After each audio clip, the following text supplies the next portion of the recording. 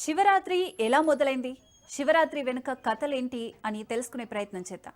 శివరాత్రి గురించి చెప్పేటప్పుడు మన పురాణాల్లో 3 ప్రధాన కథలు వినిపిస్తాయి. ఈ 3 కథలు 3 విధాలుగా ఒకే సందేశం చెప్తాయి. శివుడు అంటే శక్తి, శివుడు అంటే క్షమ, శివుడు అంటే జ్ఞానం. శివలింగం ఆవిర్భావం అనంత స్తంభం కథ ప్రకారం ఒకప్పుడు బ్రహ్మ, విష్ణువు ఇద్దరి మధ్య గొప్పతనం గురించి వివాదం వచ్చింది. నేనే గొప్ప అని ఇద్దరు చెప్పుకున్నారు. అప్పుడే శివుడు ఒక అనంతమైన అగ్ని స్తంభం రూపంలో ప్రత్యక్షమయ్యాడు. బ్రహ్మకి పైభాగం కనబడలేదు, విష్ణువుకి కింది భాగం కనబడలేదు. అప్పుడు వాళ్ళకు అర్థమైంది, శివుడు అంటే ఒక వ్యక్తి కాదు, ఒక పరమతత్వం.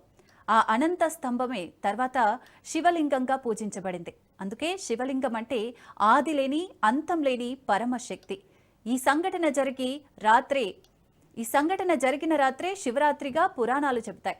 సముద్ర మథనం, హాలాహలం, నీలకంఠుడు కథ ప్రకారం చూస్తే దేవతలు, అసురులు సముద్ర మథనం చేసినప్పుడు అమృతం కంటే ముందు ఒక విషం బయటకు వచ్చింది. అది హాలాహలం.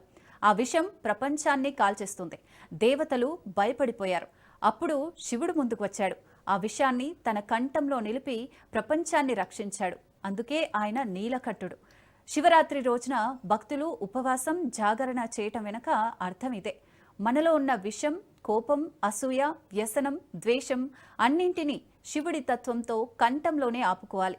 శివరాత్రికి సంబంధించి మరో కథ, ఒక సాధారణ వేటగాడు బెల్లం చుట్టూ కథ గురించి చూద్దాం. ఇది